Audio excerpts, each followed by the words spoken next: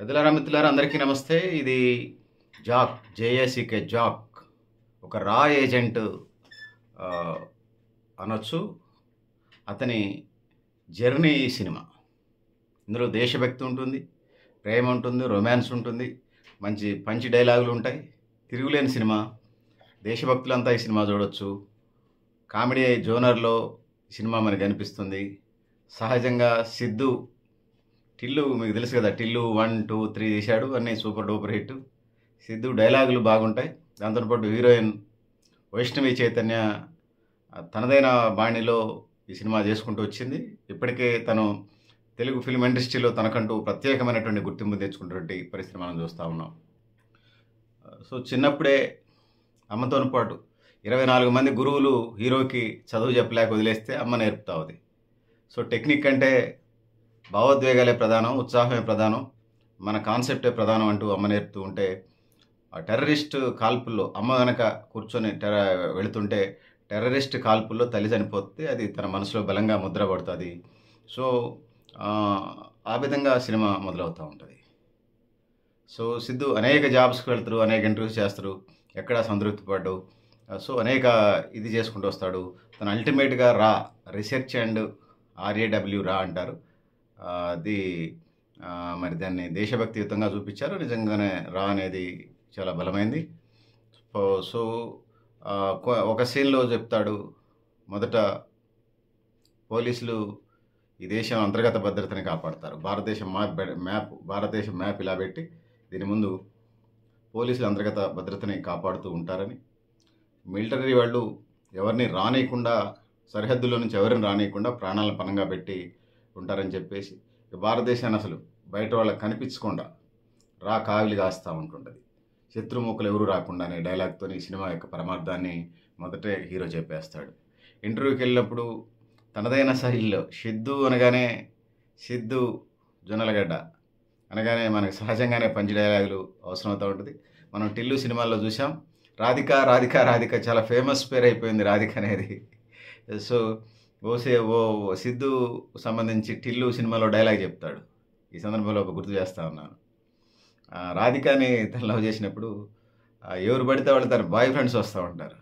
అప్పుడు డైలాగ్ చెప్తాడు వాళ్ళ ఫ్రెండ్ ఫోన్ చేస్తే, అరే ఇక్కడ ల్యాండ్ ఒకటి ఉంది, ఆ ల్యాండ్ మంది అనుకున్నాం, మన పట్టా చేయించుకోవచ్చు అనుకున్నాం, కానీ దీని మీద ఎవరి పేర్లు పడితే వాళ్ళ పేర్లు ఉన్నాయి, ఊరోళ్ళు అందరి పేర్లు ఉన్నాయని డైలాగు చాలా కామెడీగా ప్రాక్టికల్గా వాస్తవంగా చెప్తూ ఉంటుంటారు.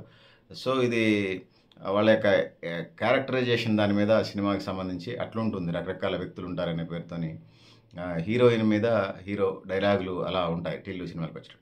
ఈ సినిమాలో కూడా రియల్ లవ్ స్టోరీ మనకు కనబడతా ఉంది. హిందూగా ఇండైరెక్ట్గా హిందూ అని చెప్పకపోయినా హిందూగా హీరో కనిపిస్తాడు. ముస్లిం వైష్ణవి చైతన్య ముస్లిం బేగం పాత్రలో, అప్సరా బేగమా అఫ్జలా బేగమా ఏదో బేగం పాత్రలో మనకి కనిపిస్తూ ఉంటుంది. తన కోసం నేపాల్ దాకా వెళ్తుంది. ట్రూ లవ్ అంత ఉంటుందా అనిపిస్తూ ఉంటుంది చూసేటోళ్ళకి. సో అక్కడి దాకా వెళ్తుంది. సో సిద్ధు ఇందులో ఫస్ట్ నుంచి చివరి దాకా జాక్ పేరుతోని తనదైన పద్ధతిలో వెళ్తూ ఉంటాడు. తను ఇంకొక పోలీస్ ఇన్స్పెక్టర్ ఇద్దరు కలిసి ISI తీవ్రవాదులు ఎవరైతే ఉన్నారో పాకిస్తాన్కి సంబంధించిన తీవ్రవాదులతోని వాళ్ళు బాంబ్ బ్లాస్టులు చేసే ప్రయత్నం అయితే చేస్తూ ఉంటారు. ముఖ్యంగా ప్రధానమైన నగరాలు హైదరాబాద్, ఢిల్లీ, ముంబై, కలకత్తా ఈ ప్రాంతాల్లో బాంబ్ బ్లాస్టులు చేయాలని రావడానికి వస్తూ ఉంటారు. ఈ క్రమంలో మెయిన్ ఇన్ఛార్జ్ అంటారు దాన్ని, రాకి సంబంధించినటువంటి మెయిన్ చీఫ్ అంటే టాప్లో ఉండేటువంటి గ్రేడు, అంటే పోలీస్ డిపార్ట్మెంట్లో IG అంటారు కదా, అట్లనే టాప్ ఉండేటువంటి రాలో ప్రకాష్ రాజ్ ఆ పాత్ర, రాహుల్ రాయ్, వీళ్ళంతా పెద్ద ఎత్తున అంటే సినిమాకి అసెట్గా కనిపిస్తారు మనకి. సో కథ అంతా కూడా హీరో రాలో జాబ్ చేయడం కోసం ఇది చేస్తూ ఉంటే అక్కడ వాళ్ళు మొదటనే భావోద్వేగాలు చూసి మొదటనే సస్పెండ్ చేసినంటే మళ్ళీ తను ప్రైవేట్ ఆపరేషన్ చేపడతారు. సో ఈ జాబ్ని రాకు సంబంధించింది రహస్యమైనటువంటి జాబ్ కదా, అది ఇంట్లో ఎవరికి చెప్పుకోరు, అది బయట కూడా చెప్పరు. డ్యూటీ మాత్రం సీరియస్గా జరుగుతూ ఉంటుంది. ప్రేక్షకులకి అర్థమవుతూ ఉంటుంది.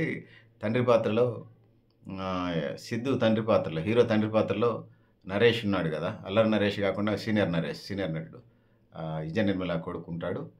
సో ఆ తండ్రి డిటెక్టివ్గా ఉంటాడు. సో ఆ విధంగా ఈ సినిమా నడుస్తూ ఉంటుంటుంది. సో దాంతోపాటు వైష్ణవి చైతన్య డిటెక్టివ్ ఏజెంట్గా ఈ కార్యక్రమాన్ని చేపడుతూ ఉంటుంది. పాత బస్తీ సీనరీస్ అవన్నీ మన ఆకట్టుకుంటాయి.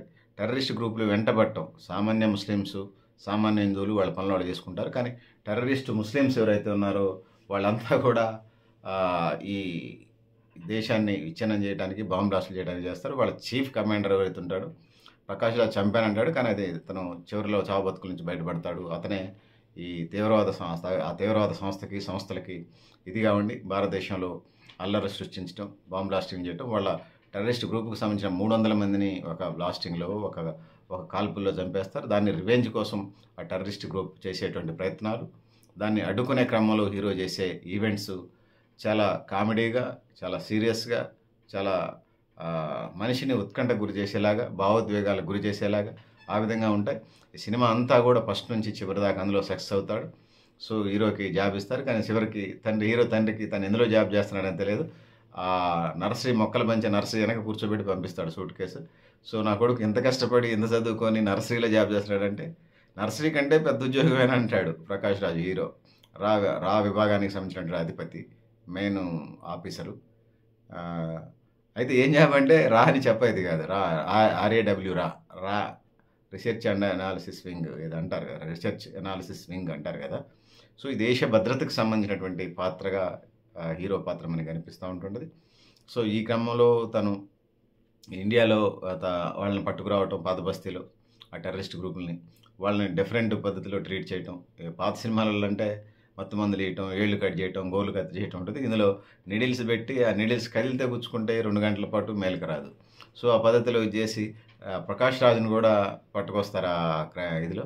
సో ఆ విధంగా మళ్ళీ ప్రకాష్ రాజ్ పోవటం, అందులో ఉన్న టెర్రరిస్ట్ గ్రూపు ఇండియాకు వచ్చినటువంటి అతను తప్పించుకొని పోవటం, వాళ్ళ వెంట హీరో పట్టడం, వాళ్ళు నేపాల్లో ఉన్నారని గూగుల్ మ్యాప్ ట్రేస్ అవుట్ చేయటం, ఈ పర్మిషన్ గవర్నమెంట్ హోమ్ మినిస్టర్ దగ్గర పర్మిషన్ తీసుకునే టయానికే అప్పటికే హీరో వెళ్ళిపోవటం, ప్రకాష్ రాజ్ ఆరాటపడటం ఇవన్నీ మనకు కనిపిస్తాయి. సో నేపాల్లో ఈవెంట్స్ మామూలుగా ఉండు, అక్కడ టెర్రరిస్ట్ గ్రూప్స్తోని డైరెక్ట్గా అక్కడికి వెళ్ళి అక్కడ సీసీ కెమెరాలతోని వాళ్ళ హ్యాకింగ్తోని ఇది చేస్తూ ఉంటారు. ఇవన్నీ కూడా రా విభాగానికి సంబంధించి ఇండియాలో ఆ సిస్టమ్ దగ్గర ఇవన్నీ కనిపిస్తూ ఉంటుంటాయి.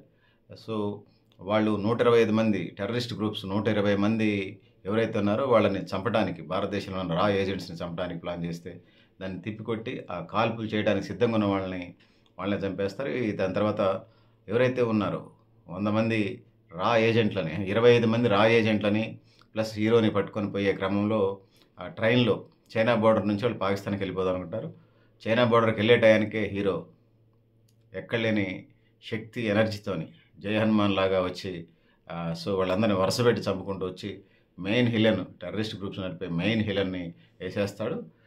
ప్రకాష్ రాజ్ వద్దంటున్నా, నాకు అతను ప్రాణాలు తగాలంటే నాకు ముందు జాబ్ అయిన తర్వాత ప్రాణాలతోనని చెప్పేసి చేస్తారు. సో ఆ విధంగా పాకిస్తాన్ టెర్రరిస్ట్ గ్రూపులన్నింటినీ కూడా ఆ మెయిన్ స్ట్రీమ్ అతన్ని చంపేసి ఆ సినిమా ముగిస్తారు. అప్పుడు తర్వాత జాబ్ వస్తుంది.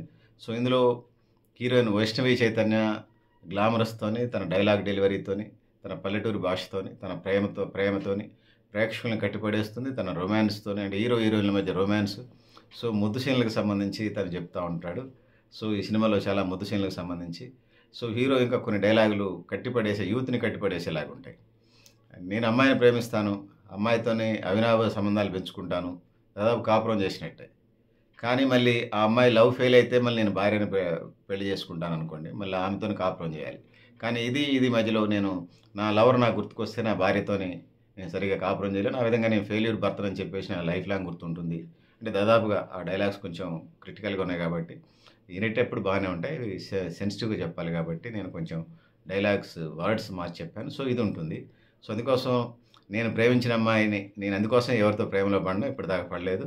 నాకున్నటువంటి ఏకైక ఫ్రెండ్ ఆడవాళ్ళలో మా అమ్మాయి తప్ప నాకు ఎవరితో ఫ్రెండ్షిప్ లేదు, నేను ఫ్రెండ్షిప్ చేయను అంటూ యూత్కి మెసేజ్ ఓరియంటెడ్గా ఉంటుంది. ఇది దేశభక్తియుతమైన సినిమా, ఇది కామెడీ జోనర్లో తీసినటువంటి సినిమా. ఆ విధంగా ఈ సినిమా సూపర్ డూపర్ హిట్. నేను 100కి ఇవ్వరు కదా,